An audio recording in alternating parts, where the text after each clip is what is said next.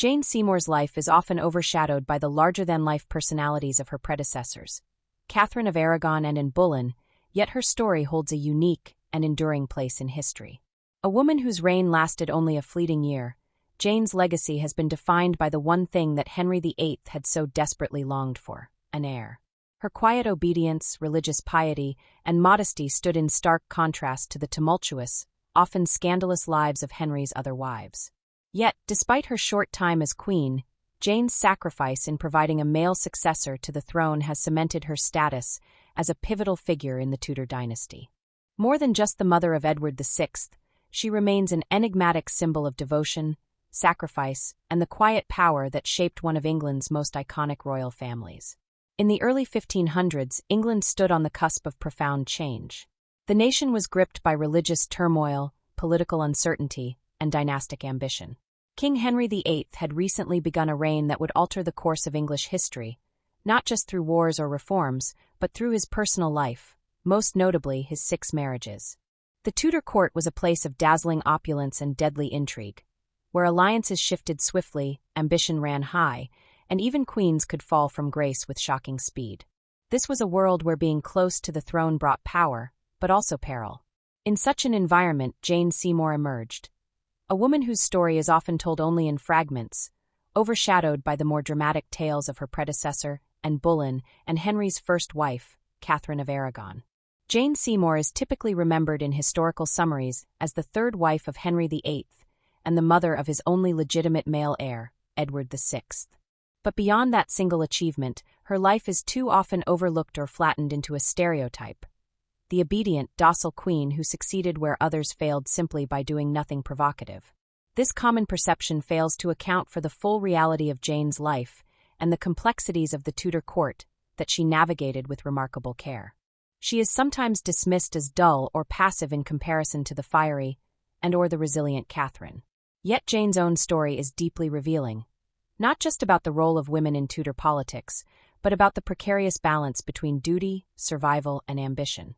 Jane came from a respectable, but not especially powerful noble family. The Seymours of Wolfhall were country gentry, loyal servants to the crown but not initially part of the highest elite. Jane's rise from this relatively modest background to the throne of England is itself extraordinary. It required more than chance. It required the ability to read the court's atmosphere, to act with precision and subtlety, and to embody, at exactly the right moment, what Henry most desired in a queen. At a time when the king was becoming weary of Anne Boleyn's assertiveness, and when the failure to produce a male heir cast a shadow over his second marriage, Jane's image as virtuous, serene, and devoted made her the perfect candidate to become queen. But behind this carefully cultivated image was a woman who knew the stakes. Jane had served both Catherine of Aragon and Anne Boleyn as a lady-in-waiting. She had witnessed the fierce downfall of one queen and the meteoric, scandalous rise of another. She understood both the dangers and the opportunities that proximity to Henry could offer. Far from being a passive participant in her own destiny, Jane played a quiet but deliberate game. When the king's attention turned toward her, she did not openly encourage it, at least not publicly, but neither did she shy away. She resisted his gifts, maintained an image of moral virtue, and allowed those around her, including her ambitious family, to promote her as the answer to the country's anxieties. A queen who would heal divisions, restore order, and bear a son. Her reign as queen was short, only about 17 months, but it was profoundly consequential. During this time, Jane achieved what her predecessors could not. She gave birth to a healthy male heir. Edward VI's birth was celebrated as the fulfillment of a divine promise, and marked the high point of Henry's reign in terms of dynastic security. For Henry, who had broken with the Catholic Church in order to remarry and secure such an heir, Jane's success was monumental. She was revered by the court and the people alike. Tragically, however, she died just days after childbirth, likely from postpartum complications. Her death transformed her into a tragic heroine in the eyes of the Tudor world. Pure, sacrificial, and deeply beloved. Henry's grief was genuine and long-lasting. He would go on to marry 3 more times, but it was Jane who remained, in his own words, his true wife. She was the only one buried beside him at St. George's Chapel in Windsor Castle, a powerful symbol of her unique place in his life and in Tudor history. But even so, Jane Seymour has not received the same attention or dramatic retellings as the wives who came before or after her. Part of this is due to the brevity of her time as queen and the absence of scandal or flamboyant personal behavior that tends to attract historical fascination. Yet this absence of drama should not be mistaken for lack of significance. In her quiet reign, Jane achieved what few could. She brought temporary peace to a court torn by religious and political strife.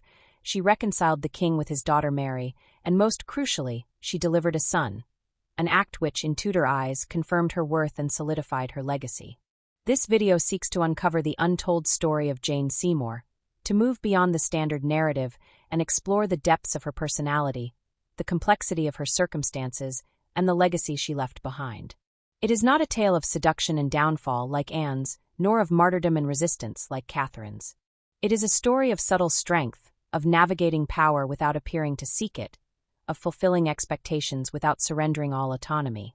Jane's life provides a crucial lens through which to understand the ambitions, values, and pressures placed upon women in Tudor England. It also raises timeless questions about the nature of power, who holds it, how it is wielded, and what it costs. By exploring the political environment she operated in, the relationships that shaped her journey, and the personal choices she made along the way, we will gain a fuller, richer understanding of Jane Seymour. This is not just the story of a queen consort who bore a son and died.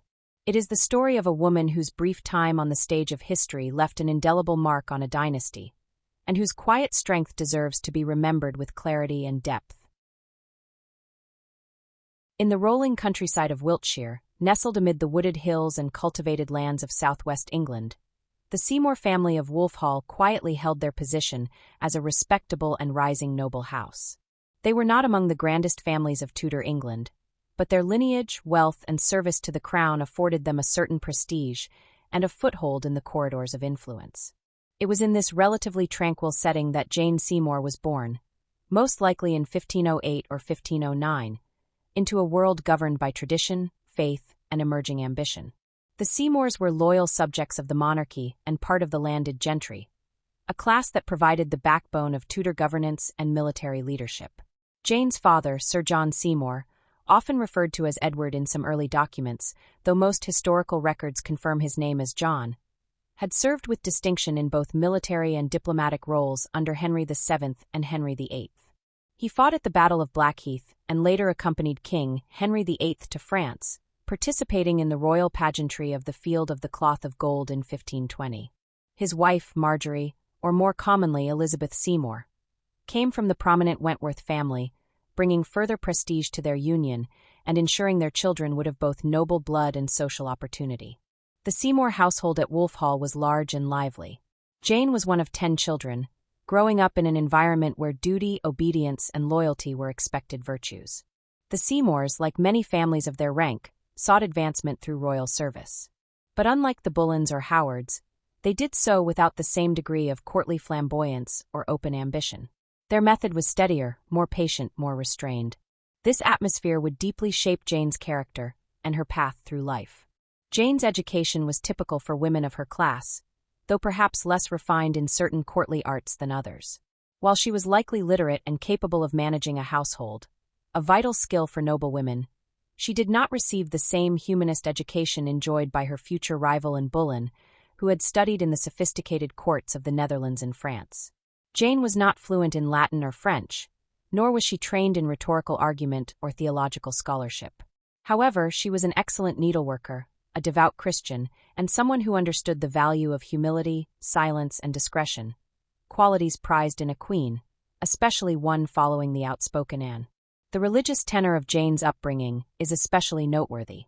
The Seymour household leaned toward traditional Catholic practices at a time when England was beginning to simmer with religious debate. Though the English Reformation would later tear the country apart and shape its monarchy for generations, Jane's early years were rooted in the more conservative, pre-Reformation world. Her faith emphasized obedience to the Church, reverence for the sacraments, and submission to divine order. This worldview framed her identity as a woman and a future consort. She likely saw her role not as one of transformation or rebellion, but as one of duty, moral order, and peace. It is this background that helps explain Jane Seymour's behavior and image as she entered the turbulent life of the Tudor court. From Wolf Hall, she was brought to court as a lady-in-waiting to Queen Catherine of Aragon, the first and most pious of Henry VIII's 6 wives. Catherine, a Spanish princess of noble lineage and deep Catholic devotion, was a model of queenly virtue. Though Jane would have been a young woman during her service, the impression left by Catherine must have been profound. In Catherine, Jane saw a queen who endured disgrace, isolation, and the loss of royal favor with dignity and steadfastness. The quiet loyalty and compassion that Jane later displayed likely had their roots in this early tutelage. Catherine's court was not simply a place of ceremonial service. It was a vibrant center of diplomacy, charity, and religious observance. Ladies-in-waiting were expected to manage correspondence, attend to the queen's private needs, participate in rituals, and observe etiquette with unwavering discipline. Jane learned the intricacies of court life here, not through indulgence but through watching and listening. She was not known for her wit or beauty, but rather for her gentleness, her modest behavior, and her steady demeanor. These qualities, seemingly mild, would later become her most powerful tools. When Anne Boleyn began her rise, the court was transformed into a far more charged, theatrical, and politically volatile environment. Jane, by then a seasoned lady-in-waiting, would have witnessed the intense rivalries, betrayals, and scandals that followed Anne's ascent. This shift at court must have reinforced in Jane the importance of caution, silence, and above all, survival. In a world where queens could fall from favor overnight, and where women's bodies were both their currency and their curse, Jane's guarded nature became her shield. The transition from serving Catherine to Anne was no small matter. Many conservative factions in the court and country saw Anne as a usurper, a temptress who had bewitched the king and overturned lawful marriage. Jane's continued presence at court during this time is significant. It shows her ability to navigate the shifting tides of royal favor without aligning herself too boldly with any faction. She did not protest Anne's rule publicly, but neither did she seem to bask in the new queen's success. She remained quietly doing her duty. The lessons of Wolf Hall, of her religious training, and of the patient ambition of her family all seemed to converge in Jane's person. She was not an innovator, nor was she particularly politically astute in the traditional sense. But she had an intuitive understanding of when to speak, when to act, and when to remain still. This restraint, mistaken by many for passivity, was in fact a kind of discipline, one that would eventually lead her to the throne. Behind Jane's quiet demeanor, however, was a family increasingly aware of its opportunity. The Seymours had watched how Anne's family had risen to the highest ranks of nobility through her marriage to Henry. With the Queen's failure to deliver a male heir and the King's growing frustration, a space was opening, one that the Seymours could fill. They encouraged Jane's continued presence at court and subtly positioned her as a contrast to Anne. Where Anne was sharp-tongued, Jane was soft-spoken. Where Anne was political, Jane was pious. Where Anne was proud, Jane was humble. This carefully crafted image, built on the foundation of her early upbringing and her years of quiet observation, would make her an irresistible figure to a king yearning for peace, order, and a son. Jane Seymour's early life, shaped by family values, religious conviction, and the measured ambitions of her kin, prepared her uniquely for the role she would later occupy. She did not rise through wit, beauty, or defiance, but through a kind of moral performance, a presentation of feminine virtue that resonated deeply with Henry VIII after the turbulent years of his first 2 marriages. She became, in the eyes of many, the embodiment of the ideal Tudor queen, modest, obedient, fertile, and above all loyal. Yet the roots of this persona were not invented at court. They were cultivated in the green halls of Wolf Hall, in the prayerful stillness of her family chapel, and in the shadows of queens she once served. The story of Jane Seymour cannot be told without understanding these early years, for it was in them that the seeds of her rise were quietly sown. At the heart of Tudor England, the royal court of Henry VIII pulsed with intrigue, desire, and danger. It was a glittering arena of ambition where fortunes were made and destroyed on the turn of a word, the glance of an eye, or the fleeting favor of the king. Magnificently dressed nobles, ambitious courtiers, sharp-tongued ladies, and powerful bishops filled the halls, each playing their part in a silent war for influence. In this volatile world, appearances were everything, but behind the polished surfaces of courtly decorum lurked political maneuvering, shifting alliances, and personal rivalries that could end in ruin, or worse. Henry VIII's court, especially in the 1520s and 1530s, was in the midst of transformation. The king, once a vibrant young monarch celebrated for his athleticism, intellect, and charm, had begun to shift toward obsession with power, legacy, and above all, the production of a male heir. His marriages were no longer mere romantic unions, but deeply political acts with implications for the entire kingdom. The court, once a center of chivalry and noble service, was becoming increasingly defined by who could gain the king's attention, secure positions for their family, and steer the complex machinery of royal favor. Jane Seymour entered this world as a lady-in-waiting to Catherine of Aragon, Henry's first wife. Catherine's household was marked by solemnity, dignity, and a religious seriousness that appealed to Jane's own upbringing. In the Queen's chambers, Jane learned the value of piety, loyalty, and patience. She observed Catherine's resilience as the Queen faced the heartbreak of repeated miscarriages, the strain of Henry's shifting affections, and the threat posed by Anne Boleyn. For years, Catherine endured humiliation with an unwavering sense of duty and religious conviction. Jane, still a young woman during this time, would have absorbed these lessons with quiet attentiveness. She learned that power could be exercised not through confrontation, but through constancy. As Anne Boleyn rose in favor, the court changed dramatically, and was brilliant, charismatic, and politically astute. Her influence over Henry was unmistakable. She brought with her an entirely new kind of femininity, bold, witty, and modern in many ways. Anne's supporters were among the most reform-minded in the court, advocates of the new religious thinking emerging from the continent. For some, she represented England's bright Protestant future. For others, especially conservative factions, she was a dangerous interloper who had seduced the king and threatened the stability of the monarchy. Jane served both queens, first Catherine and then Anne. This dual service placed her in a unique position. She witnessed firsthand the downfall of one and the triumph of the other. And in both she saw how perilously close love, ambition, and ruin could sit. Catherine was cast aside, losing her crown, her home, and eventually her health. And once the king's obsession, found herself surrounded by enemies, isolated, and eventually destroyed by the very court that had once celebrated her. Jane learned, through quiet observation, that favor at court was both a gift and a curse, that the same king who lifted women up could discard them just as swiftly. While the court's atmosphere was filled with flirtation and sometimes open sensuality, Jane's demeanor stood in sharp contrast. She did not dance provocatively or engage in the overt displays of wit that characterized other ladies at court. Instead, she maintained a quiet presence. Her modesty was not merely natural, it was strategic. In a court where women could be preyed upon or mocked for impropriety, Jane's restraint offered her protection.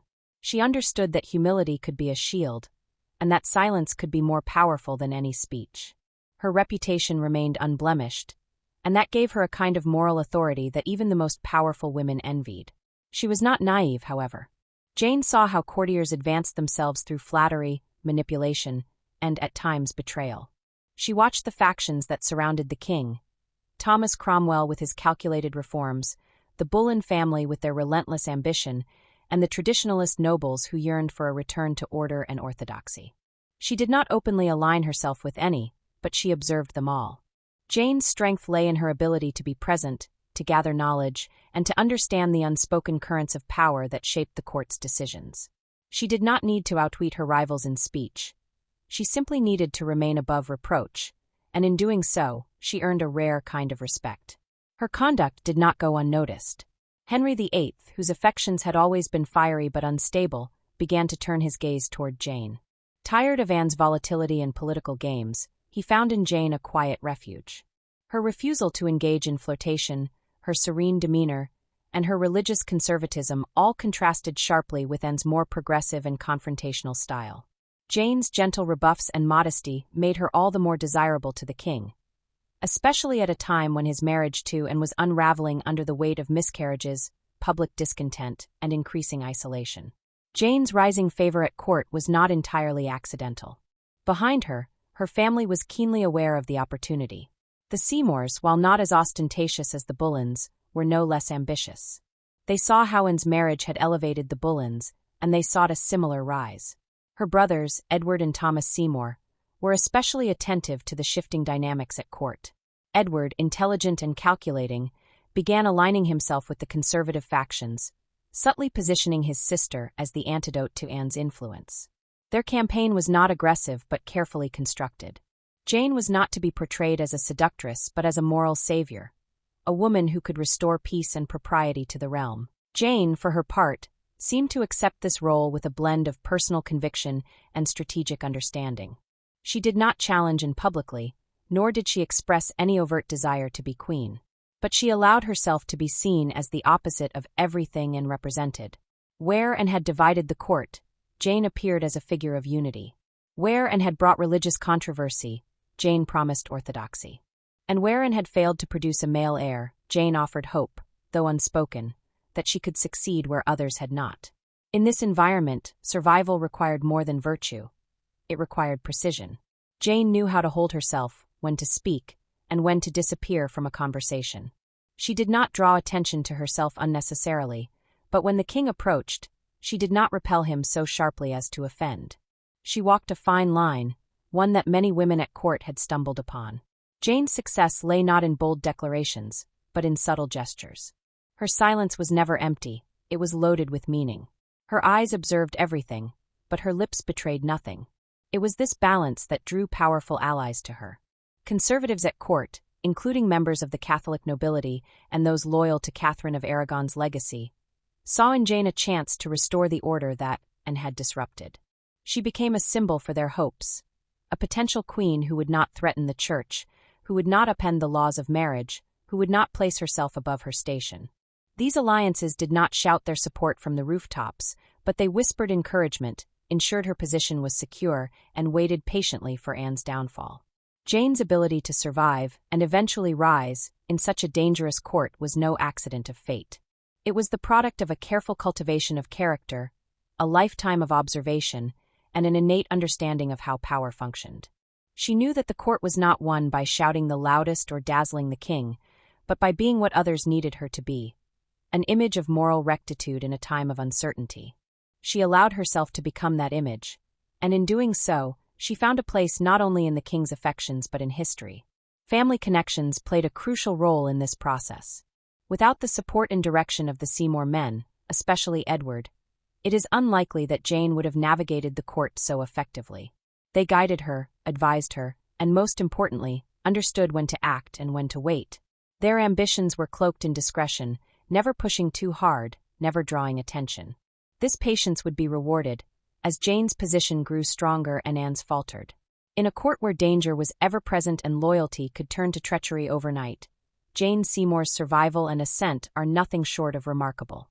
She did not dazzle like Anne or reign with majesty like Catherine, but she embodied something equally powerful: stability, obedience, and moral clarity. These traits, in an age of disruption and scandal, proved to be her greatest strength. She entered the court as a quiet observer and, without ever raising her voice, became queen.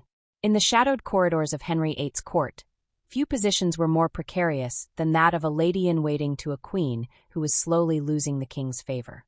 Jane Seymour, serving Queen Anne Boleyn during the critical years of her decline, found herself in exactly that position, witness to a woman's unraveling and, simultaneously, the quiet object of the king's intensifying interest.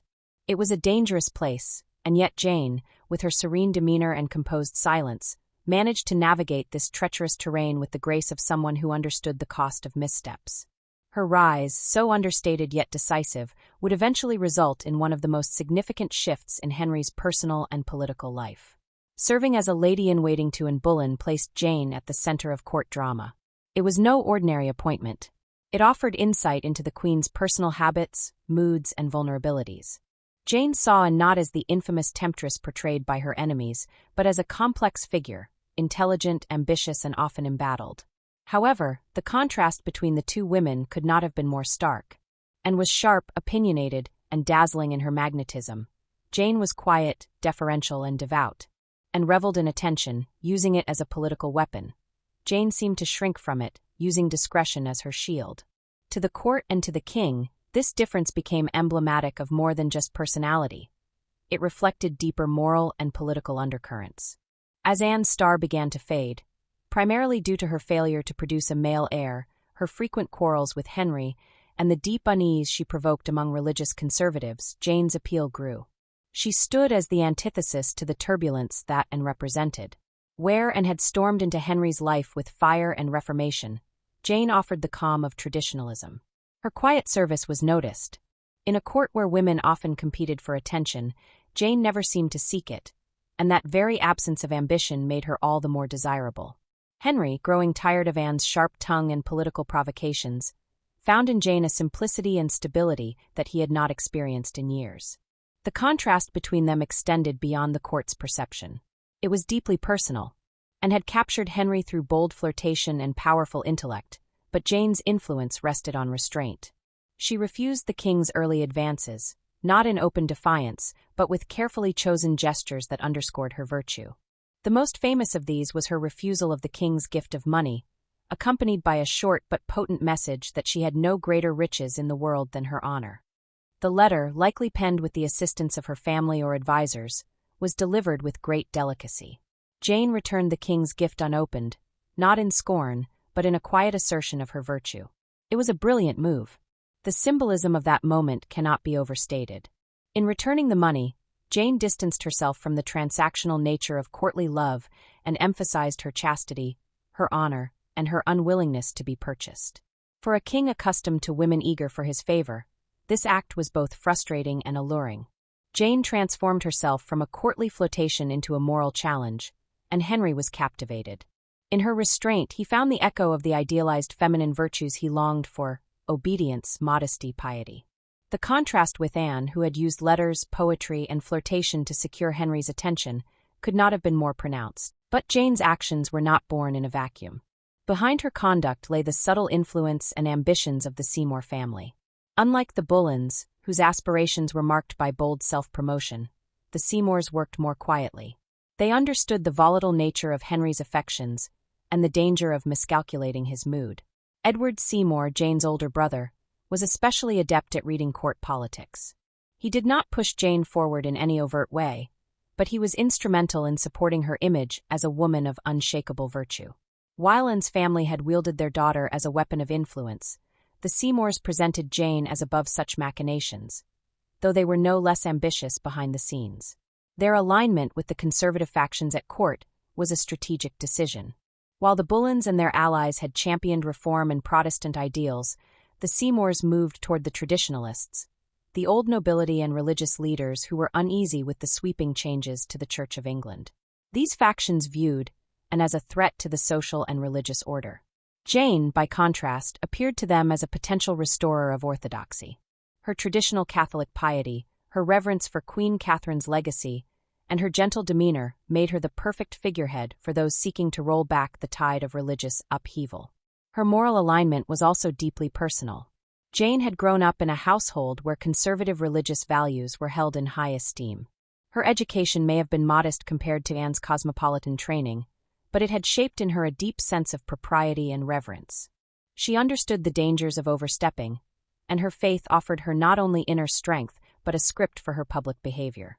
In the eyes of many courtiers and foreign ambassadors, Jane's demeanor seemed to embody everything that Anne had disrupted. This religious and moral symbolism only gained more weight as Henry's disillusionment with Anne increased. The Queen's miscarriage of a male child in early 1536 was a critical blow. It was, to many, a sign that God did not favor Anne's queenship. Henry, always alert to signs and omens, may have seen it as divine judgment.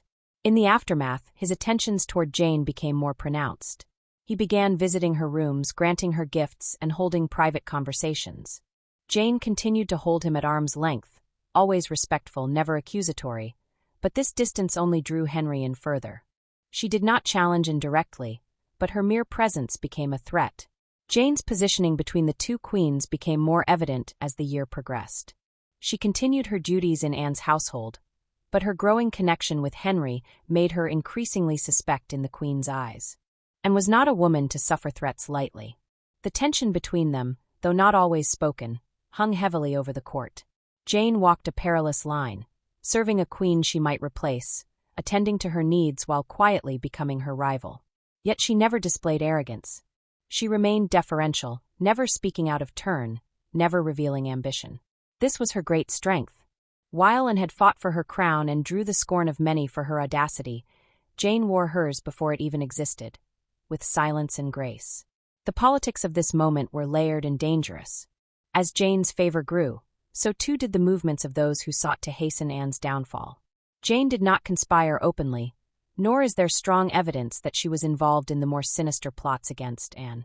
But her role as the symbol of an alternative, an ideal of feminine virtue, religious conservatism, and obedient queenship, made her complicit in the larger shifts taking place. Her family, her allies, and the king himself all saw in her the future. Whether she wished it or not, Jane had become the embodiment of a new order at court. There was a quiet ruthlessness to this transformation. Jane may have shown sympathy for Queen Catherine, and she may have recoiled from Anne's brashness, but she understood the implications of what she was doing. By refusing the king's money, by remaining silent while Anne was slandered, and by allowing herself to be seen as the virtuous alternative, Jane accepted the role being written for her. It was not a passive assent. It was strategic, considered, and supported by a network of carefully aligned interests. Through it all, Jane remained composed. Her ability to mask ambition beneath humility was unmatched. She offered Henry not only emotional refuge from Anne's intensity, but the hope of a legitimate male heir and a more obedient consort. This was the unspoken promise of her behavior. In choosing Jane, Henry would not face resistance or challenge. He would be restored to his rightful dominance. She would not question him, undermine him, or interfere in matters of state. She would support, bear sons, and bring peace. In this silent duel between two queens, one crowned, one not yet, Jane Seymour never raised her voice. She did not need to.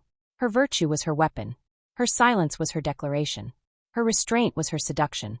And by the time Anne's enemies moved to destroy her, Jane was already poised to take her place, not by force or scandal, but by embodying everything Anne had failed to be in the eyes of the king. In the dangerous theater of the Tudor court, Jane had performed her role to perfection. The downfall of Anne Boleyn was one of the most dramatic and rapid in English royal history. A descent that unfolded with calculated precision, political opportunism, and the ruthless will of a king determined to remake his court and his future. Amid the orchestrated collapse of a queen who had once captivated Europe, another woman, demure and reserved, stood in silent assent. Jane Seymour, whose gentle demeanor and image of obedience had already begun to capture Henry VIII's attention, was poised to take the very crown that had cost Anne everything. What followed was a swift and almost surreal transition, one that not only ended a turbulent chapter in the Tudor monarchy, but also ushered in a new narrative of feminine virtue, stability, and fertility. The months leading to Anne's arrest were laden with political tension. Henry's growing disenchantment with, and had reached a point of no return. Her inability to produce a male heir, combined with her increasingly volatile temperament, and the polarizing nature of her religious and political influence, made her vulnerable to the ambitions of those who opposed her. Court conservatives, led by powerful families such as the Seymours, saw an opportunity to restore traditional values and weaken the reformist faction that Anne and her allies represented. These conservative factions resented the Boleyns for their perceived arrogance, and for the radical changes they had helped bring to England's religious landscape. Now, with Anne's influence waning, it would be simplistic to say that Jane or her family orchestrated Anne's fall, but the role of the Seymours in this political theater cannot be ignored. They had much to gain and nothing to lose. Edward Seymour, Jane's ambitious brother, remained close to the king's inner circle and ensured his family stayed on the right side of rising royal favor. They did not confront Anne directly. Instead, they aligned with Thomas Cromwell, Henry's chief minister, who had fallen out with and over matters of church revenue and foreign policy. With Cromwell's legal cunning, Henry's impatience, and the court conservatives' support, Anne's enemies began to gather evidence, real or fabricated, that would lead to her destruction. The accusations against Anne were scandalous and unprecedented. Adultery, incest, and conspiracy to kill the king. These were not just charges, they were a death sentence. The trial, held in May 1536, was little more than a formality. Anne, defiant and proud to the end, defended herself with eloquence and passion, but the outcome had already been decided. On May 19th, she was executed at the Tower of London. The woman who had changed the course of English history with her ambition and intellect was removed in a single brutal gesture. Even before the axe fell, the machinery of replacement had already begun. Henry's court moved with astonishing speed. Just one day after Anne's execution, on May 20th, Henry became formally betrothed to Jane Seymour. It was a decision that shocked many and confirmed what had long been suspected: that Jane had been waiting in the wings while Anne's fall was carefully orchestrated. For some, it seemed callous and indecent. The king did not even wait for a proper mourning period. For others, it marked a welcome return to order after years of chaos. Jane, with her modesty and conservatism, was seen as the antithesis of Anne's controversial reign. The public reaction was divided. Among traditionalists and supporters of Queen Catherine's legacy, Jane's rise was celebrated as a moral restoration. She was hailed as the true queen, a woman who had not seduced the king through manipulation, but who had won his heart through virtue and chastity. Her demure behavior, religious piety, and lack of political ambition were painted in stark contrast to Anne's provocative image. Jane became a symbol not only of feminine idealism, but also of political hope. For a court and a country weary of upheaval, she represented peace. Privately, however, the atmosphere was more complex. Many at court were unsettled by the speed of the transition. Jane's sudden elevation to queen within days of Anne's execution created unease, particularly among those who had once served and loyally. Whispers of opportunism followed Jane, even as she tried to remain above the fray. Her acceptance of the king's proposal so quickly, however pressured or politicized, was noted by foreign ambassadors and domestic observers alike. Yet Jane did not respond to criticism. She maintained a dignified silence, allowing the court to project onto her whatever image it needed. The healing consort, the mother-to-be, the obedient wife. Once crowned, Jane's style as queen diverged sharply from Anne's in every way. She retreated from public life, rarely involving herself in politics or court intrigue.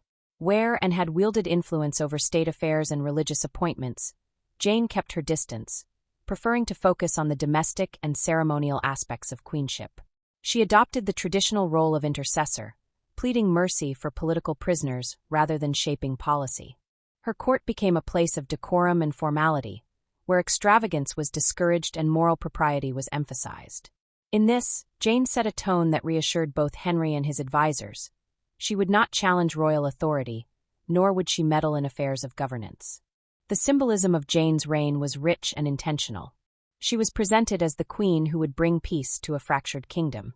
Her personal devotion to Catherine of Aragon and her open sympathy for Mary, Henry's daughter by Catherine, only reinforced this image. Jane made it a priority to advocate for Mary's return to favor, and while she did not achieve a full reconciliation before her death, her efforts were seen as maternal, generous, and healing. This gesture, whether political or heartfelt, added depth to her public persona. She was not merely Henry's new wife. She was a restorer of family unity and moral order. Jane's greatest promise, however, lay in her potential to provide Henry with what he most desired, a male heir. Fertility became central to her symbolic power. While Anne had suffered miscarriages and the bitter disappointment of producing a daughter, Jane was untouched by such failures. From the beginning, her entire queenship was built around the hope that she would succeed where others had not. Her body became the vessel for dynastic salvation. Henry invested his hopes, his legacy, and his future in her womb. The narrative of the true queen thus intertwined virtue, fertility, and political quietism. Jane's reign may have been brief, but it served as a balm to the anxieties stirred by Anne's more controversial rule. She was cast as the rightful consort, a woman who had not lured the king into schism, who had not meddled in matters of state, and who would bring stability to the throne by delivering a son. Her image was carefully crafted, both by her own actions and by those who benefited from her rise. The court conservatives and traditional factions embraced her as their queen.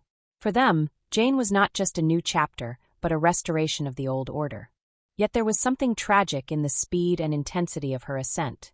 Jane was thrust into a role fraught with pressure and expectation. Her personal feelings remain largely unknown. She may have loved Henry, or she may have accepted her position out of duty or familial pressure. The silence of historical record mirrors the silence she cultivated in life. She rarely left behind letters or public declarations. Her voice, unlike Anne's, was almost entirely absent from the grand narratives of power and rebellion. Yet in that very absence, a myth was born, a woman so virtuous that she neither sought the crown nor boasted of it once worn. Her private character, as gleaned from the recollections of those who knew her, suggests a woman of gentleness and caution. She understood, perhaps better than Anne had, the fragile nature of a queen's favor. Her brief reign as queen was marked by watchfulness, restraint, and a deep awareness of the price of power. She had seen two queens, Catherine and Anne, fall from grace. She would not follow them by her own doing. Her strategy was one of stillness, allowing others to act while she preserved the image that Jane's rise is one of the most unique in Tudor history, not because of its drama, but because of its subtlety. Where others schemed, she waited. Where others spoke, she listened. Where others pushed forward, she stepped back. Her power came not from command, but from contrast. She offered Henry an escape from the battles of his previous marriages, a retreat into simplicity and order. In doing so, she became the queen he needed, not just in terms of lineage, but in narrative. She was the answer to Anne's tumult, the embodiment of every virtue, and was accused of lacking. This transformation, from lady-in-waiting to queen consort in the span of weeks, was not only the result of court politics and royal desire. It was a cultural shift. The Tudor court recalibrated itself around Jane's image. Ambition, once admired, became suspect. Obedience, once passive, became powerful. In the ashes of Anne's downfall, Jane rose like a quiet dawn, not with trumpets or proclamations, but with a serene composure that came to define her brief but significant place in history. Jane Seymour's time as queen consort was brief, yet deeply symbolic. Her reign, though overshadowed by the turbulence that preceded it and the tragic brevity of her life, offered a glimpse of a different kind of queenship, one rooted in modesty, moral rectitude, and domestic virtue. As the third wife of Henry VIII, following the fiery and divisive Anne Boleyn, Jane stepped into a role fraught with expectation. Her mission, whether explicitly stated or not, was to heal, to stabilize, and to deliver the male heir Henry so desperately wanted. In her quiet way, Jane fulfilled that destiny. Yet beyond that crowning achievement, her short tenure as queen offers insights into her personal influence, her moral compass, and the subtle yet potent ways she navigated one of Europe's most dangerous courts. Upon her marriage to Henry in May 1536, Jane became queen consort with minimal ceremony. The traditional public festivities and crowning rituals that often marked such an occasion were notably absent. Plans for her coronation were indeed considered, and the idea was neither dismissed nor forgotten. Henry VIII commissioned preparations for Jane's state entry into London, including a lavish barge journey along the Thames and the ordering of rich garments and courtly displays. However, these plans were repeatedly delayed. Some historians believe that the political unrest in the north of England, particularly the Pilgrimage of Grace in late 1536, a massive Catholic uprising against Henry's religious reforms, made it politically inconvenient to celebrate. Others suggest Henry may have wanted to wait until Jane could display a visible pregnancy, underscoring her legitimacy and fertility before presenting her to the public as queen. Despite never being crowned, Jane conducted herself with the dignity of a queen. In public, she was reserved, elegant, and deeply conscious of the image she needed to project. Her household was shaped in her likeness, restrained, devout, and free of excess or flamboyance. Where Anne Boleyn's court had been fashionable, intellectually engaged, and politically provocative, Jane's was centered on religious devotion and conventional female virtues. She revived practices associated with Queen Catherine of Aragon, whom she had once served and respected, including strict moral codes for her ladies-in-waiting and a decorum that emphasized humility and obedience. These were not simply aesthetic choices. They were deliberate actions that reinforced Jane's role as the healing queen after years of scandal and upheaval. Perhaps Jane's most meaningful influence lay not in her public persona, but in her private counsel with Henry. While she did not meddle in state affairs in the way and had, she found her own avenues to exert moral influence. The most significant of these was her persistent effort to reconcile Henry with his eldest daughter, Mary Tudor. Mary, the daughter of Catherine of Aragon, had been declared illegitimate and removed from the line of succession after her mother's divorce. She had suffered years of emotional torment, religious alienation, and political exile. Jane, moved by both compassion and perhaps a desire to align herself with conservative Catholic sympathies, became Mary's quiet advocate. It is important to note that Jane's support for Mary was not merely symbolic. She worked behind the scenes, speaking to Henry in private moments and encouraging a softening of his stance. She was cautious and respectful in these intercessions, never challenging the king's authority outright. Her gentle advocacy eventually bore fruit. Although Mary was not restored fully to the succession during Jane's lifetime, she was allowed back to court and received into her father's presence with increasing warmth. Jane had helped re-establish a semblance of familial unity, an outcome that had seemed impossible under Anne Boleyn. Jane's religious conservatism was central to her identity and aligned her with the traditionalist faction at court. She had grown up in a household steeped in Catholic piety, and although she never openly opposed the king's break with Rome, her sympathies were clear. She retained a personal devotion to traditional Catholic rites and distanced her court from radical religious reformers. This was evident not only in the structure of her household, but also in her influence over ecclesiastical appointments and the character of religious observances in her presence. Unlike Anne, who had championed evangelical causes, Jane embodied the quiet resistance of many nobles who disapproved of sweeping reform but did not confront it publicly. Her most daring moment in this regard came in the aftermath of the Pilgrimage of Grace. Deeply disturbed by the violence that erupted in northern England as Catholics rose in protest of Henry's religious changes and the dissolution of monasteries, Jane attempted to intercede. She reportedly threw herself at Henry's feet and begged him to restore the abbeys and reverse the changes. Henry reacted with cold fury, warning her never to meddle in state affairs, citing the fate of Anne Boleyn as a grim reminder. Jane withdrew and never raised the subject again. This episode demonstrates both the extent and the limitation of her influence. Her moral compass urged her to speak, but the realities of power and, despite these boundaries, Jane succeeded in defining the tone of queenship in a way that resonated long after her death. Her court became a model of feminine virtue, influencing the expectations placed on future queens consort. She was deferential, maternal, and wholly committed to her husband's happiness. In this, she was everything Henry thought a wife should be. Her popularity with the English people rose as her pregnancy progressed, a hopeful symbol of dynastic renewal. Jane embraced the role of mother before she ever gave birth, displaying tenderness toward her stepchildren, particularly Mary. Their relationship, built on shared religious values and personal affection, stood in contrast to the hostility that had existed between Mary and Anne. Her behavior toward Elizabeth, Anne's daughter, is more difficult to assess. Jane made no move to champion the child's cause in the way she did Mary's, but she is not recorded as being unkind or exclusionary. It may be that, due to Elizabeth's infancy and her association with Anne, Jane maintained a respectful distance. It was Mary's cause that aligned more closely with Jane's values and her image of the rightful Tudor legacy. The defining moment of Jane's queenship came with the birth of Prince Edward on October 12, 1537. The birth of a healthy male heir after years of failed pregnancies and political crises was a national triumph. Jane's successful delivery of Edward secured her place in Henry's heart and in history. For a brief moment, the future of the Tudor dynasty seemed assured.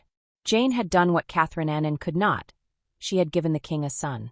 This achievement elevated her status to near saintly levels in Henry's mind. He would later refer to her as his true wife and chose to be buried beside her. Tragically, the cost of this success was Jane's life. Within days of giving birth, she fell gravely ill, likely from puerperal fever, and died on October 24, 1537. Her death plunged the court into mourning, and Henry's grief, though often criticized as performative in other moments of his life, appeared genuine. Jane was the only one of Henry's 6 wives to receive a queen's funeral. Her image, preserved through paintings and memorials, was enshrined as the epitome of Tudor queenship. Jane Seymour's influence must be measured not by the breadth of her political interventions or the scale of her public achievements, but by the depth of her personal effect on those around her. She brought about reconciliation between father and daughter, restored dignity to the role of queen, and reinforced traditional values in a time of religious chaos. Her power was subtle and often constrained, yet in critical moments she exercised it with care and purpose. She understood the limits imposed upon her, but did not surrender her ideals. In her restraint she found influence.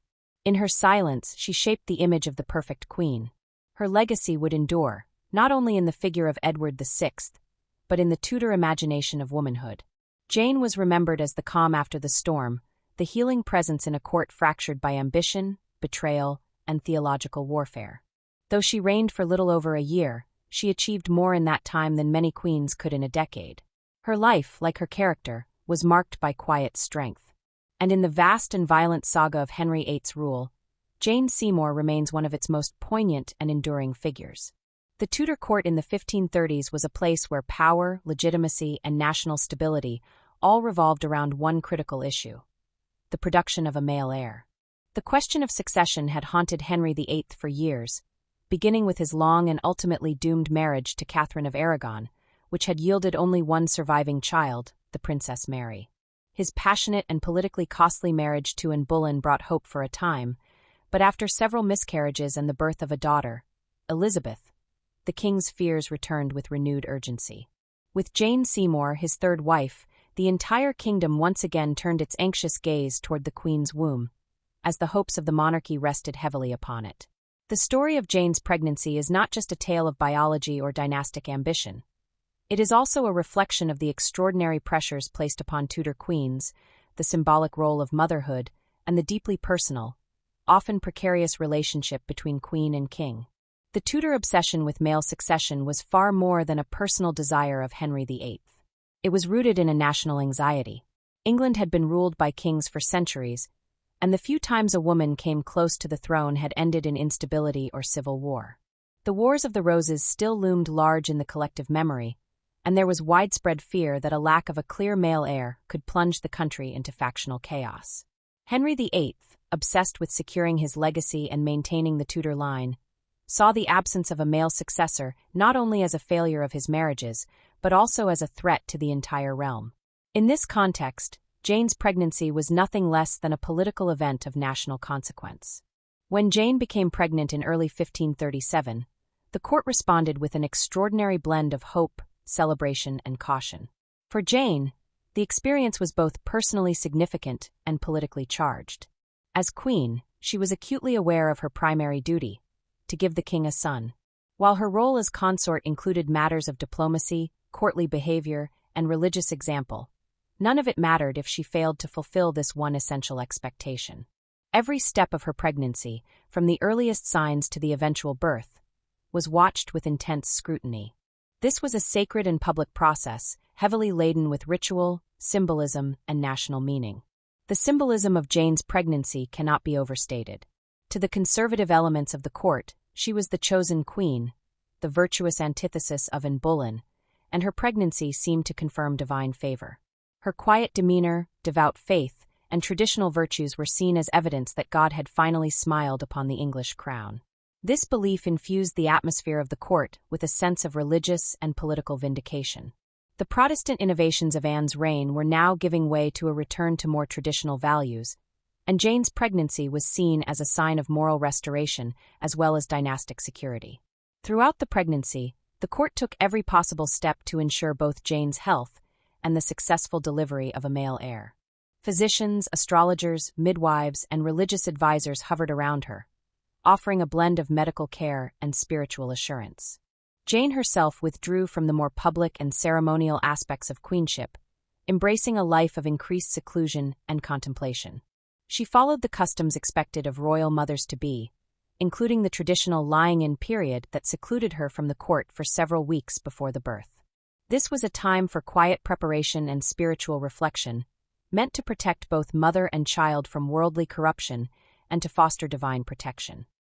During this period, Jane deepened her connection with religious observance. She read devotional texts, attended private masses, and offered prayers for a healthy son. Her conduct was in keeping with her lifelong image: humble, obedient, and pious. These qualities not only endeared her to the more conservative factions within court, but also played a strategic role in shaping her public identity. She was not simply a vessel for royal succession, she was a moral beacon, the redemptive presence following the scandal and chaos of Henry's earlier marriages. Henry's treatment of Jane during this time offers an interesting contrast to his behavior with his previous wives. There is no doubt that he held Jane in high esteem, particularly because she had succeeded where the others had failed, becoming pregnant with the long-desired heir. He lavished her with gifts, praised her virtues publicly, and ensured she had every comfort available. Yet it is also clear that Henry's affection remained, as always, conditional.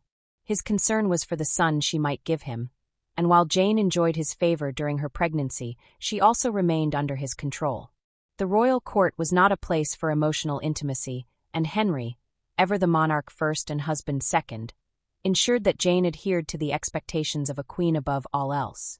Preparations for the birth of a prince began months before the due date. The royal nursery was outfitted with extraordinary care. Tapestries were hung, cribs fashioned from the finest materials, and attendants selected from among the most trusted courtiers. Political messages were already being drafted to announce the anticipated birth of a male heir. Poets prepared verses, musicians practiced for celebrations, and foreign ambassadors were kept informed. The nation held its breath in anticipation. For many, Jane's child was not just another royal baby. He was the savior of England's future, the promise of peace, and the assurance of continuity. The weight of this expectation was staggering. As the time of delivery approached, Jane became even more withdrawn.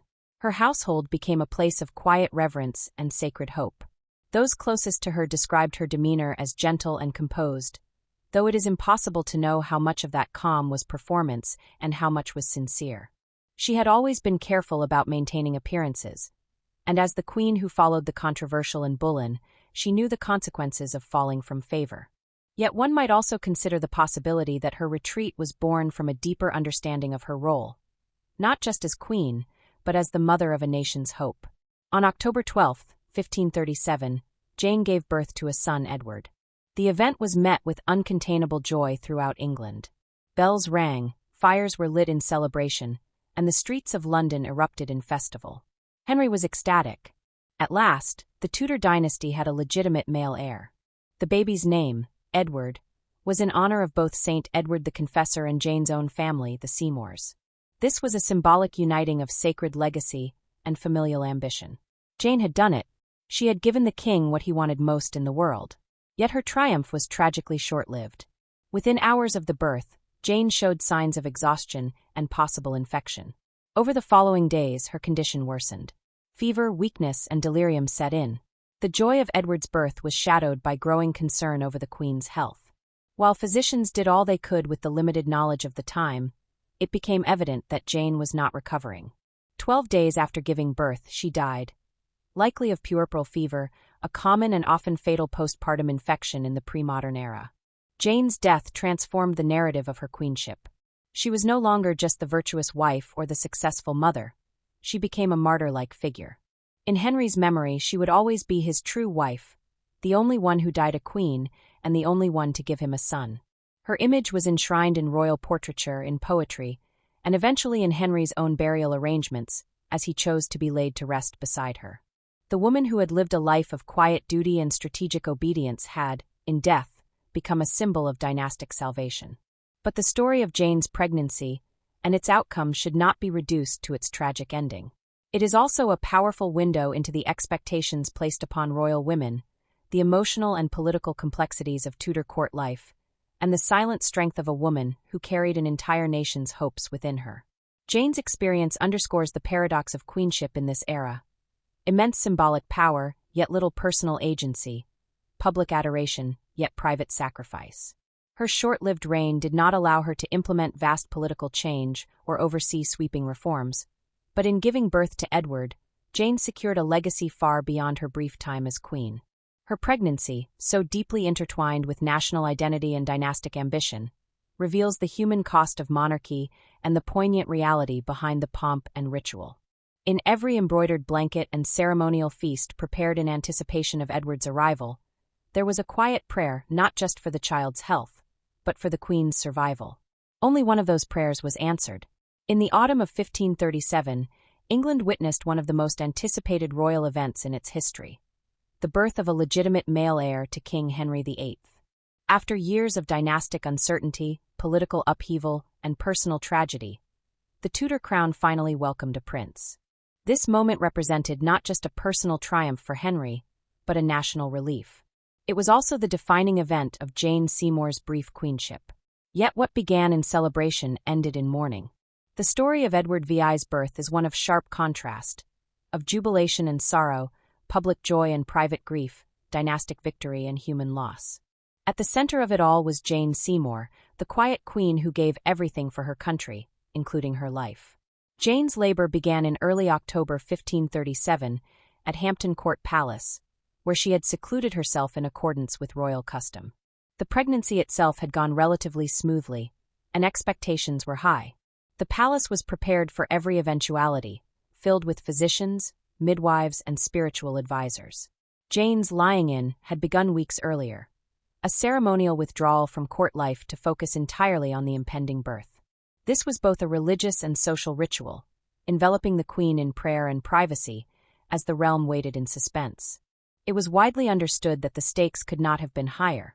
The birth of a son would secure the Tudor dynasty, validate Jane's queenship, and fulfill. When Jane went into labor, the process was long and difficult. Historical records suggest that she endured over 2 days of painful childbirth. Unlike modern medicine, the Tudor court had no effective pain relief or scientific understanding of obstetric complications. The queen was surrounded by attendants and doctors, but even the most advanced care of the time was often inadequate. The only hope was faith and careful management. Accounts from the period emphasize the tension of those hours, every sound from the queen's chambers sparking hope or dread. Finally, on the morning of October 12, 1537, Jane delivered a healthy baby boy. The child, named Edward, was born at 2 o'clock in the morning and immediately hailed as the heir who would bring peace and permanence to the Tudor throne. The news of the prince's birth spread rapidly. Bells were rung in cathedrals and chapels across the realm. Bonfires were lit in villages, church bells pealed in celebration, and public festivals were held in London and beyond. In a world where so much depended on dynastic continuity, the safe delivery of a male heir was a deeply symbolic triumph. For many, Jane had achieved what her predecessors had failed to do. Catherine of Aragon had borne a living daughter, but no surviving sons.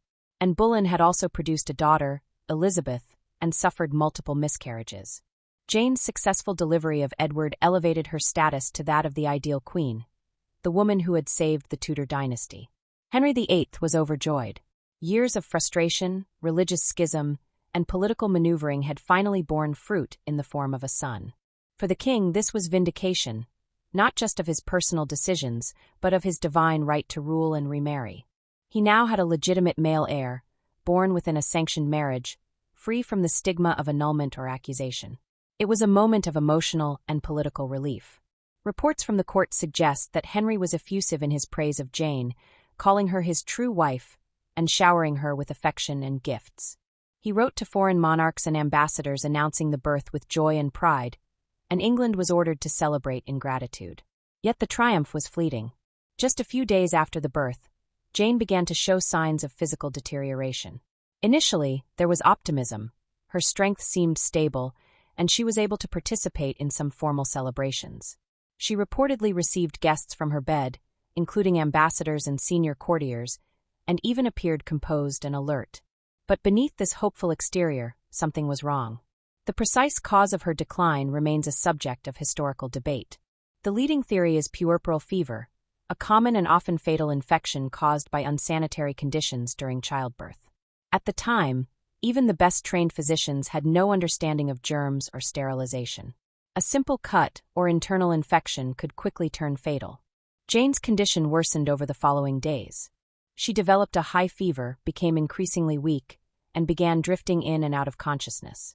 Her attendants, helpless in the face of her suffering, turned to prayer. Religious services were held in her name, and Henry ordered that every possible remedy be attempted. But there was little that could be done.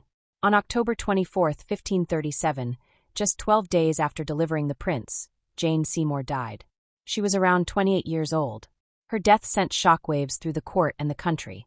The queen who had given England its long-desired heir had paid with her life. The grief was profound and widespread. The same bells that had rung in joyous celebration were now tolled in mourning. Across England, churches held requiem masses, courtiers donned black, and poets composed elegies in her honor. Jane's quiet dignity in life, coupled with her sacrificial death, elevated her in the public imagination to a figure of almost saintly devotion. She was seen not only as a queen but as a maternal martyr, an English heroine who gave her life for the future of the nation. Henry VIII, despite his famously pragmatic and often ruthless nature, was genuinely devastated by Jane's death. Though he would marry 3 more times, he never seemed to grieve any of his other wives in the same way. Jane's memory was preserved with exceptional reverence. Henry ordered that she receive a royal funeral with full honors, and she was interred in St. George's Chapel at Windsor Castle. Years later, Henry would be buried beside her, fulfilling his wish to rest eternally with the only wife who gave him a son. To many contemporaries, this choice symbolized not only the depth of his affection, but also the political importance of her role in securing the Tudor legacy. The emotional impact of Jane's death on Henry is evident in how her image was cultivated after her passing. Official portraits portrayed her with halos or surrounded by religious symbolism. Her memory was invoked in sermons and courtly rituals as the ideal consort, humble, obedient, and fruitful. Jane came to represent everything that Henry's first two wives had failed to embody, at least in his mind. Catherine had been noble and devoted, but had failed to give him a son, and had been bold and brilliant but controversial and ultimately doomed. Jane, in contrast, was remembered as virtuous, compliant, and ultimately successful. But Jane Seymour's legacy is more complex than the image of the passive savior queen. Her brief time as queen and her tragic death highlight the brutal expectations placed on royal women in Tudor England. Their value was measured not by their character or intellect, but by their fertility and conformity. Jane understood this reality well. She navigated the court with careful restraint, always mindful of her image. She presented herself as the antithesis of Anne Boleyn, aligning with conservative religious factions and emphasizing humility. She rarely engaged in open political maneuvering, yet she played her part in shaping the monarchy through quiet influence. Jane's story also reflects the precarious nature of queenship. In a world where medical knowledge was minimal and childbirth carried immense risk, the act of producing an heir was both a duty and a death sentence. Jane's sacrifice underscores the vulnerability of even the most privileged women of the time. Despite being queen, attended by the best doctors and surrounded by luxury, she died as countless women of the era did, from a complication that no one could cure. Her tragedy serves as a sobering reminder of the human cost behind dynastic ambition. The death of Jane Seymour marked a turning point in Tudor history. Although her son Edward would ascend to the throne as Edward VI, he would rule for only 6 years before dying at the age of 15. The promise of dynastic stability that had surrounded his birth ultimately proved fragile. Yet Jane's place in history remained secure. Her life and death were forever tied to the birth of a king. She had done what no other wife of Henry VIII had done, fulfilled the king's most desperate wish. That alone granted her a unique and permanent status in the annals of English royalty. Jane Seymour's life was a quiet triumph and a heartbreaking loss. She was not a queen who ruled with bold ideas or dazzling charisma, but she was a queen whose impact was deeply felt. In her short time at court, she reshaped the Tudor narrative, fulfilled a dynastic need, and earned a place in her husband's heart, and in England's history, not through power but through sacrifice. Her story is one of profound contradictions, celebration overshadowed by sorrow, achievement tempered by tragedy. And in that tension lies the true legacy of Jane Seymour. Jane Seymour's legacy after her death was shaped not only by the immediate reactions of her husband, Henry VIII, but also by the political fortunes of her family and the mythologizing of her image in Tudor memory. Her death, coming shortly after giving birth to the long-desired male heir, Edward VI, cast a shadow of tragic idealism over her life and ensured that she would be remembered more fondly than many of Henry's other wives. Henry VIII's commemoration of Jane was unique and deliberate. Unlike his other queens, Jane was the only one to receive a queenly burial beside him at St. George's Chapel, Windsor Castle. Her passing was marked by a deep and public mourning, and Henry's choice to be interred beside her in death has often been interpreted as a testament to his belief that she was his true wife. The symbolism in this act was profound. She had given him what he desired most, a son, and had died in the process, embodying a sacrificial image of womanhood that aligned with Tudor ideals of female virtue. Her death was treated as a national tragedy, and Henry wore mourning for months afterward, showing an uncharacteristic depth of emotion for a man who had dispatched other wives or discarded them with political ruthlessness. This grief, however, should not be interpreted as purely romantic or personal. Jane's death served to sanctify her memory in a way that politically benefited the Tudors. By dying after childbirth, she avoided the controversies that marred the lives of Catherine of Aragon and Anne Boleyn. She did not live long enough to make political enemies or exert influence that could be perceived as threatening. Her image remained unsullied by scandal or dissent. As a result, she could be elevated into the myth of the perfect queen, obedient, chaste, fertile, and quietly devout. Edward VI's connection to his mother was more symbolic than personal, given that he never knew her. However, the influence of Jane Seymour loomed large over his upbringing. Her family, particularly her brothers Edward and Thomas Seymour, became dominant figures in his early life and reign. Edward Seymour, in particular, rose rapidly in influence, becoming Duke of Somerset and Lord Protector of England during Edward VI's minority. His authority was derived not only from his capabilities, but also from his position as uncle to the king, Jane Seymour's legacy literally empowering her family to rule in her son's name. Jane's memory was cultivated to reinforce a specific image of womanhood in Tudor England. Unlike her more assertive predecessor Anne Boleyn or her successor Catherine Howard, Jane was remembered as modest, pious, and motherly. Historians have noted how little she engaged in overt political action, yet she managed to influence Henry, particularly in encouraging the reconciliation with Mary Tudor, Catherine of Aragon's daughter. Her success in this regard enhanced her reputation as a unifier, something the divided Tudor court desperately needed. Even her coronation, which never took place due to her untimely death, became part of the myth. The queen so pure and noble that she didn't need public pomp to establish her legitimacy. Her legacy continued through Edward VI's reign. Although he was too young to remember her, her presence was invoked by her family and supporters to legitimize his position and policies. Tokens of her, such as miniature portraits, letters referencing her virtues and ceremonial items, were preserved and sometimes used as propaganda to highlight the noble birth and divine favor of the young king. Jane's quiet image became a useful contrast to the more turbulent narratives surrounding Anne Boleyn, who was still the subject of controversy and rumors. The rise of her brothers, particularly Edward Seymour, shows how Jane's queenship had long-term consequences for English politics. As Lord Protector, Edward Seymour wielded vast power during Edward VI's reign and pushed for religious reform. Although Jane herself was more conservative in her religious views, her family, once in power, leaned Protestant.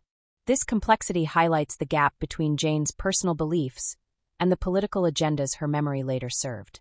While she had supported traditional values, her death allowed her image to be repurposed according to the needs of those in power. Over time, historical treatment of Jane Seymour has remained relatively favorable compared to Henry's other wives. She is rarely depicted as a villain or victim, in part because her life was short and largely free from public scandal. Writers and historians, from Tudor chroniclers to modern biographers, have often cast her as the quintessential Tudor queen, not brilliant or politically aggressive, but quiet, compliant, and successful in her single most important duty, producing a male heir. This portrayal has contributed to a gendered ideal that sees female power not in terms of political agency, but in fulfilling traditional roles of wife and mother. This idealized memory served multiple functions. For Henry VIII, it provided a source of emotional and political legitimacy. For Protestant reformers, her son Edward became a symbol of godly kingship, and her image could be aligned with this purpose. For English society, her death became part of a broader narrative about sacrifice and national stability. And for historians, her legacy has prompted deeper questions about the nature of queenship, female influence, and the manipulation of memory in dynastic politics. Ultimately, Jane Seymour's death allowed her to be frozen in time at her most triumphant moment, mother of the future king, beloved of the monarch and mourned by the nation. Her image became a canvas upon which different generations projected their ideals of femininity, power, and duty. She did not live long enough to complicate the narrative, and so history made her its own. The story of Jane Seymour did not end with her death, nor with the birth of her son, Edward VI. In many ways, her legacy lived on through her ambitious brothers, Edward and Thomas Seymour, whose actions in the years following her passing reshaped the Tudor court and altered the trajectory of English politics. Their rise and fall remain one of the most intriguing episodes of the mid-Tudor period, defined by power struggles, personal ambition, and the strategic use of Jane's image. The question that has long lingered in the shadow of their legacy is whether they sought to honor Jane or exploit her symbolic value for their political gain. After Jane's death in 1537 and Henry VIII's overwhelming grief, the Seymour name carried a certain sanctity. Jane had died a queen, giving the king his only legitimate male heir. That alone elevated her family into the highest ranks of nobility. However, it was her brother Edward Seymour who would capitalize on this new position most successfully. With Henry's favor secured, Edward steadily accumulated titles and land, becoming Earl of Hertford and eventually, under the young Edward VI, the Duke of Somerset and Lord Protector of England. His authority during Edward's minority essentially placed him at the helm of the English government. Edward Seymour's power as Lord Protector was immense, but so too were the challenges. He governed during a turbulent period marked by religious reform, economic discontent, and factional rivalries. While he championed moderate Protestant reforms and oversaw military campaigns, such as the invasion of Scotland, his political style was increasingly viewed as autocratic.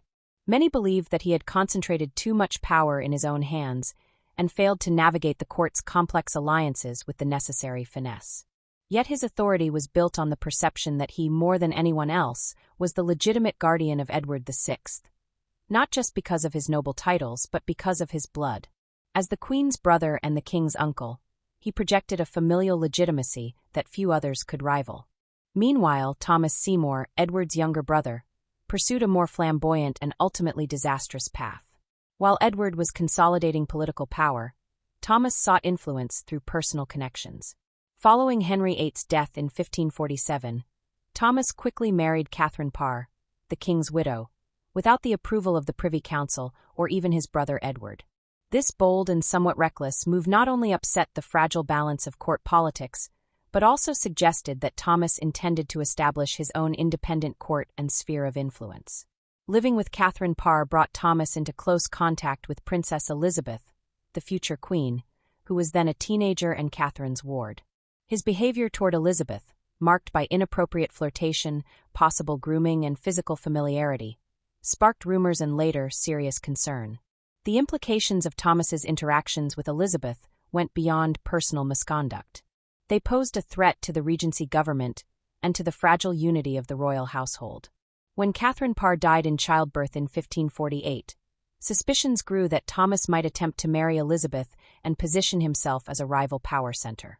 His ambition, coupled with his erratic political moves, eventually led to his arrest for treason. He was accused of plotting to kidnap the young king, manipulate the royal household, and possibly even usurp authority from the Lord Protector, his own brother. Thomas's execution in 1549 sent shockwaves through the court. It also precipitated the eventual fall of Edward Seymour. Already under criticism for his ineffective governance and unpopular policies, Edward now faced accusations of nepotism and mismanagement. His failure to control his brother, as well as mounting resistance from fellow councillors like John Dudley, later Duke of Northumberland, led to his arrest and removal from power. Though he briefly regained influence, he was executed in 1552 after a failed attempt to reassert control.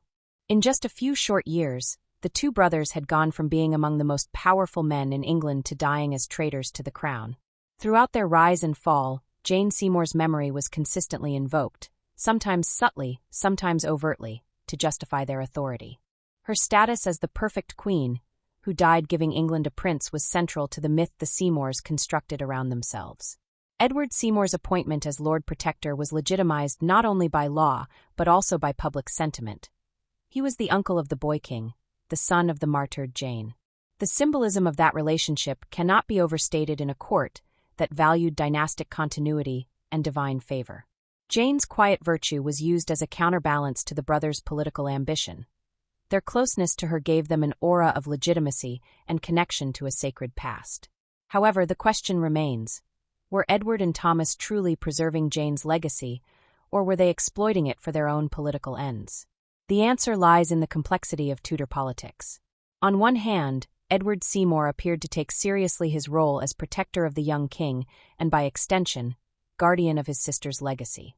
He promoted Protestant reforms cautiously, perhaps out of deference to Jane's own religious conservatism, and he sought to maintain the dignity of the monarchy during a time of vulnerability. On the other hand, the extent to which Jane's image was used to bolster the brothers' authority suggests a calculated effort to cloak ambition in the sanctity of kinship. They did not hesitate to invoke her name and legacy when it suited their purposes, particularly in the early years of Edward VI's reign. Their claim to power was rooted less in merit and more in blood, and Jane's role as the king's mother was central to that bloodline narrative. Jane, of course, had no control over how she was remembered or represented after her death. Her legacy was shaped and reshaped by the political needs of her surviving relatives. She was invoked as a paragon of obedience and sacrifice, a symbol of divine favor upon the Tudor dynasty. And yet, as her brothers overreached and fell from grace, the sheen of her memory became increasingly tarnished by association. The downfall of the Seymours brought into question the sincerity of their devotion to her image. Had they honored her, they might have governed with greater restraint and preserved the dignity she embodied. Instead, their pursuit of power ultimately exposed the gap between the myth of Jane Seymour and the ambition of the men who bore her name. The legacy of the Seymour name thus remains dual-sided. On one side is Jane, the quiet, dutiful queen whose brief tenure and tragic death inspired genuine mourning and lasting admiration. On the other side are Edward and Thomas, brothers who rose through proximity to the throne but fell through overreach and misjudgment. The contrast between their careers and Jane's image only deepens the tragedy of their story. In seeking to elevate her legacy, they contributed to its distortion. In wielding her memory as a political tool, they stripped it of some of its innocence. And yet, it is precisely this contrast that makes the Seymour family so compelling within Tudor history. They embodied both the nobility and the peril of proximity to power. Jane's life and death opened a door through which her brothers charged, only to be undone by the very forces that had once elevated them. In the end, Jane Seymour's legacy endured not because of their efforts but in spite of them. Her personal virtues, modesty, piety, and quiet strength, outlasted the turbulent ambitions of the men who claimed to act in her name. The figure of Jane Seymour has long been enveloped in a shroud of myth and idealization, her legacy primarily defined by her role as the mother of Edward VI, the only legitimate male heir to Henry VIII. Often remembered as the passive, obedient queen who met a tragic early death, Jane's life has been shaped by the narratives imposed upon her, making it difficult to distinguish the true woman behind the idealized image. As historians revisit her legacy, they are forced to ask whether she was truly the demure and dutiful figure she has been portrayed as, or if she possessed a more complex and active role in shaping the events around her. The question of agency versus virtue has been a key point of contention among historians. Jane's image as the perfect, obedient wife and queen has often been championed by those who wish to depict her as the antithesis of the more politically active and assertive women in Henry VIII's life, like Anne Boleyn. Her narrative, especially in the context of Tudor court politics, has been one of submission to the king's will, devoid of any political aspirations or significant agency. Yet, modern scholarship increasingly challenges this portrayal, suggesting that Jane's passivity may have been a strategic choice, not an inherent characteristic of her personality. Rather than a political pawn or a figure without agency, some historians argue that Jane understood the precariousness of her position at court and exercised quiet power in the shadows. Her ascent to the throne of England was far from an accident. It was the result of navigating a court rife with rivalries and intrigues. Jane's relationship with Henry VIII, while certainly influenced by the king's desperation for a male heir, may have been shaped by her own calculated decisions. As a member of the Seymour family, she was acutely aware of the political landscape, and her actions, such as her refusal to accept lavish gifts from Henry early in their courtship, demonstrate a level of strategic awareness that defies the simplistic view of her as merely obedient. These moments may reflect a woman who, while not outwardly political, nonetheless exercised a quiet form of agency that was effective in maintaining her dignity and advancing her family's position. Historians also debate the extent of Jane's impact on the religious trajectory of England. As a devout and pious woman, Jane's religious beliefs were undoubtedly conservative. Her support of traditional Catholic practices set her apart from Anne Boleyn and Catherine Parr, who were both aligned with the growing Protestant cause. Jane's religious conservatism, particularly in her personal practices and in her influence over Henry, led some to suggest that she had the potential to stem the tide of religious reform that was sweeping through England at the time. However, her reign as queen was short-lived, and it is difficult to pinpoint the lasting effect she had on the English Reformation. Her death, which came just days after giving birth to Edward VI, meant that she was unable to fully implement any religious changes. Nonetheless, her association with Catholicism and her legacy as a pious and virtuous queen helped solidify the conservative religious elements at court and may have influenced the policies of her son, who, despite his Protestant leanings, grew up in a court that was heavily influenced by her religious values. Jane's legacy is also heavily shaped by her portrayal in popular culture. Over the centuries, she has been depicted in countless films, novels, and dramas, often reinforcing the idea of her as a tragic and saintly figure. In these portrayals, she is often shown as the virtuous, sacrificial woman who dies for her son's future, which aligns with the myth of Jane as the mother of the king, the woman who saved the Tudor dynasty. This narrative, however, is simplistic and serves to reduce her to a one-dimensional character, entirely defined by her role as the mother of Edward VI. In many adaptations, her personal desires, ambitions, and personality are ignored in favor of focusing on her motherly sacrifice. While there is no doubt that Jane's death had a profound impact on Henry and the kingdom, these depictions often fail to capture the nuances of her life and reduce her to a symbol of the passive, self-sacrificing woman. Despite this, some modern portrayals have attempted to explore Jane Seymour as more than just the mother of a king. In recent years, novelists and filmmakers have sought to portray Jane as a more complex and autonomous character, one who possessed agency and personal depth. These portrayals often emphasize her quiet strength, her intelligence, and her ability to navigate the dangerous political environment of Henry VIII's court. While these depictions may not always be historically accurate, they contribute to a more balanced and nuanced understanding of Jane Seymour, allowing her to be seen as a woman of substance rather than just a tragic figure in the Tudor saga. In the broader context of Tudor history, Jane Seymour's legacy remains contested. For many, she is still primarily remembered as the mother of Edward VI, the king who succeeded Henry VIII. This association has often overshadowed any other aspect of her life, reducing her to a mere stepping stone in the Tudor dynasty. Yet, as historians reassess her life, it becomes clear that Jane was more than just the vehicle for the Tudor male heir. Her position as queen consort, her relationships with those around her, and the influence she had on Henry VIII all suggest that she was an active participant in the political and cultural currents of her time. By challenging the traditional view of Jane as a passive and obedient queen, historians are beginning to recognize the complexities of her life and character. While it is true that Jane was not a radical political figure, she was certainly not devoid of agency. Her actions at court were guided by a careful understanding of the political dynamics of her time, and she was able to navigate those complexities in a way that allowed her to secure the throne for herself and her family. Moreover, her personal virtues, her piety, her modesty, and her quiet strength resonated with the public and with Henry VIII, and contributed to the narrative of her. In re-examining Jane Seymour's place in history, it is important to move beyond the simplistic image of her as a tragic, self-sacrificing queen. While she may have embodied the ideals of motherhood and virtue that were celebrated in Tudor England, she was also a woman with her own desires, strategies, and complexities. Her life, although short, offers a rich tapestry of political, religious, and personal dimensions that deserve recognition. Jane Seymour was not merely the mother of Edward VI. She was a woman who, in her own quiet way, navigated the treacherous waters of Henry VIII's court, exercised influence over the king, and left a legacy that extended beyond her death. Ultimately, Jane's legacy is one that defies simple categorization. She was neither a passive pawn nor a political mastermind, but rather a woman who understood her position in a world that often sought to define women by their relationships to men.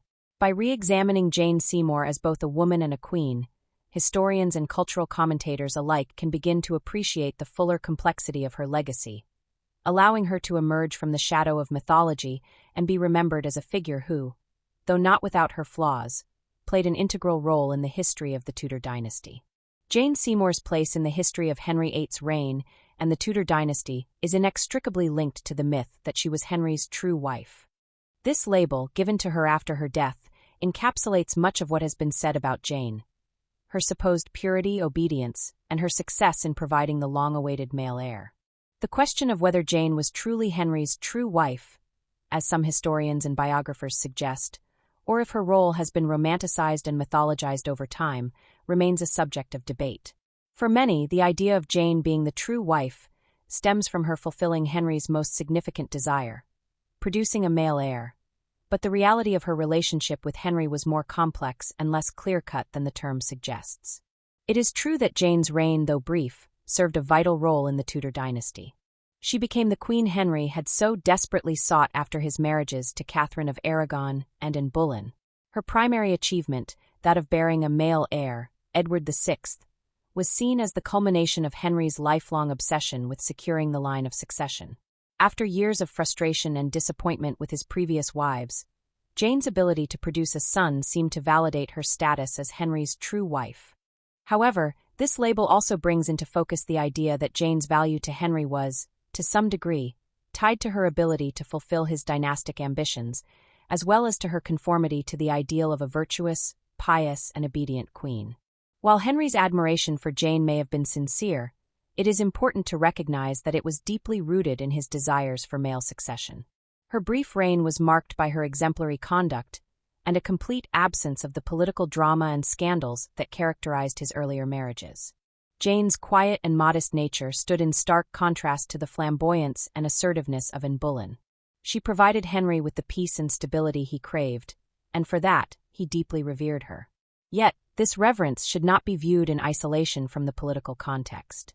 The reverence Henry had for Jane, in many ways, was as much about the legacy she helped secure for the Tudor dynasty as it was about her personal qualities. Thus, while Henry may have genuinely cared for Jane, the myth of her being his true wife can also be seen as a convenient narrative that aligns with the dynastic priorities of the time. Perhaps one of the most enduring paradoxes of Jane Seymour's legacy is the fact that she is the only one of Henry's 6 wives who is buried beside him. This gesture, which might seem to confirm the idea of her being the true wife, is as much a symbol of the dynastic importance she held for Henry as it is an expression of his affection. In choosing to honor her with burial next to him, Henry both acknowledged her role in securing the Tudor line and elevated her above the other queens. This burial site, in St. George's Chapel at Windsor Castle, is an enduring symbol of Jane's centrality to the Tudor dynasty, even though her reign was the shortest of any of Henry's queens. Her burial beside Henry also represents the weight of her sacrifice. It was only through her death in childbirth that Henry was able to realize his dream of a male heir, a fact that undoubtedly shaped how she was remembered. Jane's reign, though brief, had lasting implications for the Tudor dynasty. It ensured the continuation of the line, which Henry had feared would falter after the deaths of his 2 sons by Catherine of Aragon. Edward VI's birth allowed Henry to secure his legacy and gave the Tudor dynasty an heir who, despite his youth and ill health, would carry the crown for a time. Jane, therefore, achieved something that no other queen consort had done. She ensured the continuation of the royal line and fulfilled Henry's dynastic vision.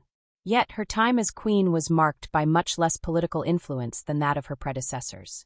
Where Catherine of Aragon had wielded significant influence, and where Anne Boleyn had sought to reshape the religious landscape, Jane's reign was quiet and subdued. Her role, in the grand scheme of Tudor politics, was more about upholding traditional values, stabilizing the monarchy, and providing the king with a male heir. The paradox of Jane's legacy lies in the fact that, despite the brevity of her reign, she made an indelible mark on the history of the Tudor dynasty. Her quiet dignity, combined with the tragedy of her early death, has elevated her to the status of an almost mythic figure.